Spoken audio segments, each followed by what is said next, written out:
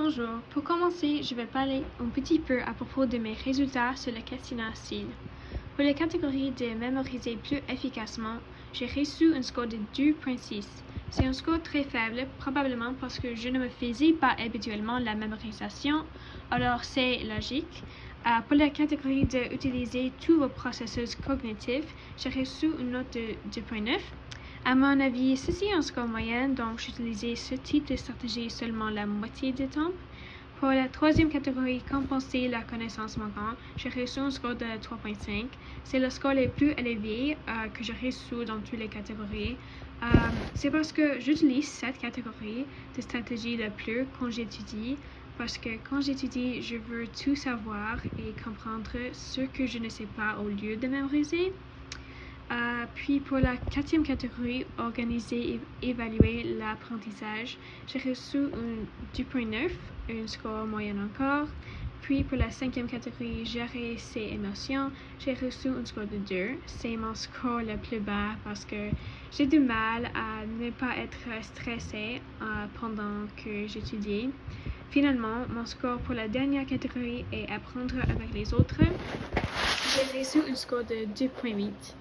Avec cette information à l'esprit, il y a quelques stratégies que j'ai apprises dans ce cours en fonction de mon profil apprentissage que je vais continuer à utiliser.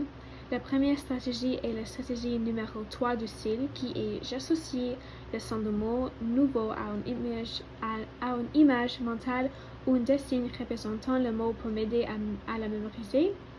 Je vais mettre ceci en action par faisant un glossaire pendant étudier tous les mots que je ne connais pas et en les associant à une image. Ou peut-être que je vais dessiner pendant en prenant des notes. La deuxième stratégie que je vais utiliser plus sûr est d'écrire des notes, des messages, des lettres ou de travaux en français. Je vais la faire en écrivant encore des conférences en français ou des vidéos à la main parce que je sais que j'apprends mieux en écrivant encore des choses.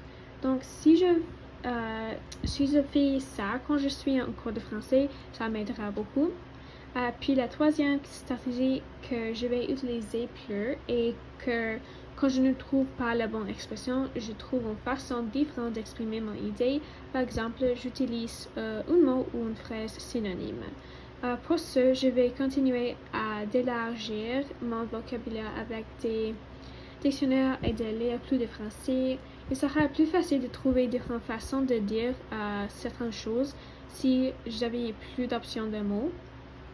Donc, les stratégies qui fonctionnent pour moi sont les stratégies qui concernent le visuel et l'écriture parce que ceux-ci sont mes styles d'apprentissage principaux et mon favori. Ce type de stratégie fonctionne pour moi parce que l'une de mes principales intelligences est verbale, linguistique. Donc, ce qui est à voir avec l'écriture ou la session de mots à des images m'aidera. Les types de stratégies qui ne fonctionnent pas sont celles qui impliquent des activités d'écoute orale, mais à l'avenir, je veux utiliser plus de stratégies pour gérer mes émotions pendant l'étude.